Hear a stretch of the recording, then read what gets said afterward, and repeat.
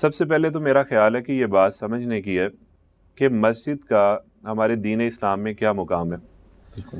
اگر ہمیں اس کا مقام سمجھ آ جائے گا نا تو پھر اس کی ذمہ داریوں کا احساس بھی بخوبی ہوگا۔ اس میں کوئی شک نہیں ہے کہ دین اسلام میں اسلام کی تمام تر جو ترقی ہے اس کا دار و مدار یا اس کا انحصار مسجد کے اوپر ہے۔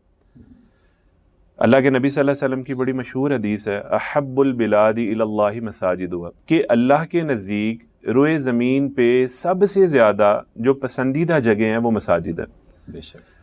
اگر ہمیں یہ احساس ہو جائے کہ یہ اللہ کا سب سے پسندیدہ مقام ہے اور یہ وہ جگہ ہے جہاں پہ ہمارے سجدوں کی بھی قبولیت ہونی ہے، ہماری مناجات بھی رب العالمین کے ہاں مقبول ہونی ہے، اور اس کے ساتھ ساتھ ہم یہاں پہ اسلام کے لیے جتنا اچھا ایک پلیٹ فارم ہم بنا سکتے ہیں اس کے علاوہ کہیں اور ممکن نہیں ہے، تو پھر ہم آباد کاری کے حوالے سے وہ سارے اقدامات کریں گے جو کہ مساجد کی ضرورت ہوتے ہیں۔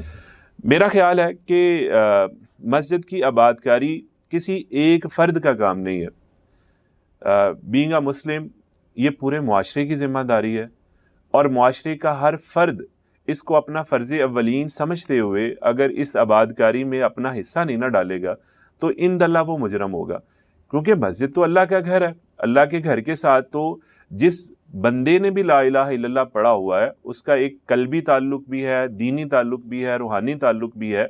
اس نے اس تعلق کی لاج اسی صورت میں رکھنی ہے کہ وہ مسجد کے حوالے سے اپنی ذمہ داری کا ادراک کریں۔ اب چونکہ ذمہ داریاں ہر شخص کی اس کا دائرہ کار مختلف ہوتا ہے، تو جو جس بندے کی ذمہ داری ہے اس نے سب سے پہلے اپنی ذمہ داری کا ادراک کرنا ہے۔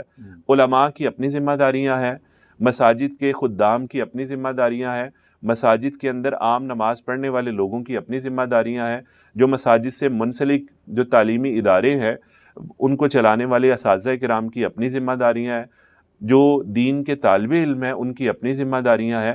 ہر شخص کو اگر اپنی ذمہ داریوں کا ادراک صحیح معنوں میں ہو تو مسجدیں ہماری پر رونق بھی ہوں اور مسجدیں ہماری آباد ہوں۔